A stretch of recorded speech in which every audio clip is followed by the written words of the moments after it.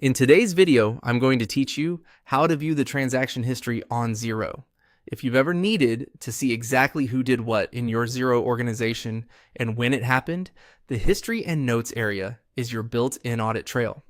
It's perfect for checking changes to invoices, bills, bank reconciliations, and other accounting activity, especially during month-end reviews or when investigating discrepancies. Before we start, make sure you're logged into the correct Xero organization and that your user role has permission to view activity. From your Xero dashboard, head to the main navigation bar and click Accounting. This menu is your gateway to the core accounting tools, and it's where you'll find the option we need next. In the Accounting section, select History and Notes.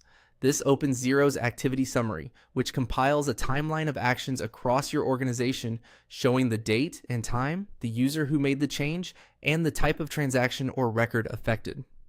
At the top of the activity summary, set your start date. Choose the earliest date you want included in your review. If you're troubleshooting something specific, it's often helpful to select a slightly earlier date than you think you need, so you capture any setup actions or preliminary edits that might have led to the final change. Next, set your end date.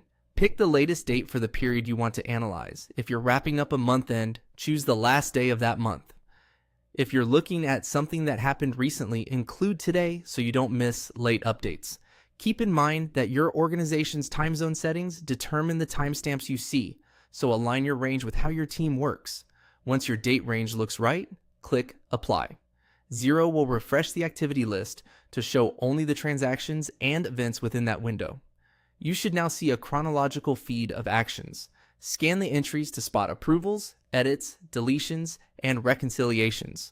Look for patterns such as repeated edits on the same document or unexpected user activity on critical dates.